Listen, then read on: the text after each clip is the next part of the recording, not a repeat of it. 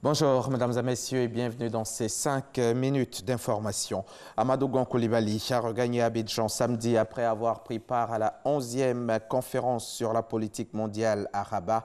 Avant de quitter le Maroc, le Premier ministre a indiqué le bien fondé de la participation de la Côte d'Ivoire à l'édition 2018 de la World Policy Conference. Il a par ailleurs insisté sur la nécessité aujourd'hui pour nos États africains de faire face à nos responsabilités. C'était au micro de notre envoyé spécial à Rabat, vous l'entendrez à 13 h. Depuis vendredi, la gouverneure générale du Canada est en visite officielle en Côte d'Ivoire après avoir été reçue dès son arrivée par le chef de l'État au palais de la présidence de la République. La très honorable Julie Payette égrène peu à peu les activités inscrites à son agenda. Cette ancienne astronaute a partagé hier son expérience avec les étudiants de l'INPHB, l'Institut national polytechnique Félix Houphouët-Boigny, ainsi que vous le voyez en image. Nous en parlerons en plus en détail dans l'édition de 13 h. Venons-en maintenant à la 10e édition des Journées africaines de la géotechnique qui vient de se tenir ici à Abidjan.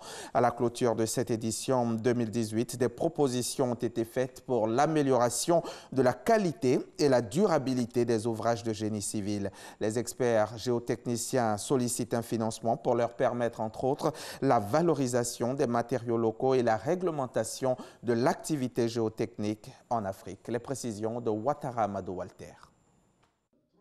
Après 4 jours de réflexion autour du thème « Ingénierie géotechnique en Afrique intertropicale, bilan et perspectives », les participants issus d'environ 20 pays d'Europe, d'Amérique et d'Afrique ont fait des recommandations et des propositions pour l'amélioration de la qualité et de la durabilité des ouvrages de génie civil. Au lieu d'utiliser les solutions classiques de béton armé, on peut utiliser par exemple les géosynthétiques ou les géogrilles en l'occurrence pour construire des ouvrages durables, économiques aussi. On peut stabiliser avec les géotextiles.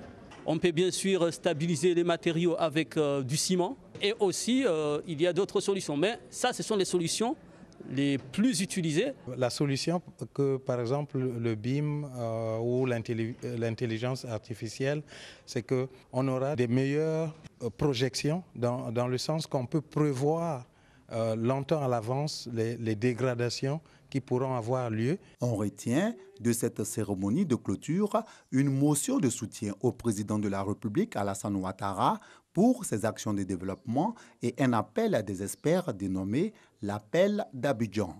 Il s'agit d'une sollicitation pour le financement du projet de révision des règles techniques en Afrique intertropicale P2RT. Représentant le docteur Amédée Kofi Kwaku, ministre de l'équipement et de l'entretien routier, le directeur de cabinet du dit ministère a jugé positif le bilan de l'ingénierie géotechnique en Afrique. Je voudrais me féliciter de tous les progrès accomplis ces dernières années par nos associations que sont l'ALBTP et le CTGA pour la production des 3 premiers fascicules sur le diagnostic et le traitement des ouvrages en béton dégradé. C'est la 3e fois que la Côte d'Ivoire accueille les Journées africaines de la géotechnique après les éditions de 2010 et de 2015. 11 personnes ont été tuées et 6 blessées à Pittsburgh, en Pennsylvanie. C'est aux États-Unis d'Amérique. Ce samedi, quand un tireur a ouvert le feu dans une synagogue de la ville. Les motivations du tireur, qui a été inculpé de 29 chefs d'accusation pour crimes fédéraux, n'étaient pas connues dans l'immédiat. Il s'agirait d'un homme de 46 ans nommé Rob Bowers. Il déversait souvent sa haine sur les réseaux sociaux, détestait particulièrement les Juifs et n'était ainsi pas fan de Donald Trump. À son goût pas assez extrême et manipulé. Il sera poursuivi pour crimes antisémites et risque la peine de mort. Les Brésiliens sont appelés à trancher entre l'extrême droite et la gauche après 3 semaines d'une campagne pour le second tour, entachée de violence et d'insultes et dominée par des fausses informations. L'écart entre Jair Bolsonaro et Fernando Haddad se resserre selon les derniers sondages publiés samedi soir. Mais le candidat d'extrême droite reste le grand favori de ce scrutin. Même en reculant un peu, il garde une avance confortable de plusieurs points. Le groupe État islamique est toujours actif dans l'est de la Syrie. Les djihadistes ont tué au moins 68 combattants des forces démocratiques syriennes, une coalition arabo-kurde appuyée par Washington. Une centaine d'autres ont été blessés.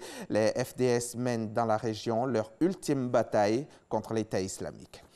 Et c'est la fin de ce flash, mais avant de nous quitter, sachez que tout à l'heure, à 13 h, dans le cadre du magazine du dimanche, je recevrai le directeur général de la protection sociale au ministère de l'Emploi et de la Protection sociale. Idriss Traoré viendra nous parler de la couverture sociale des retraités en Côte d'Ivoire, l'état des lieux et les perspectives. Un rendez-vous à ne pas manquer. On se retrouve donc tout à l'heure à 13 h.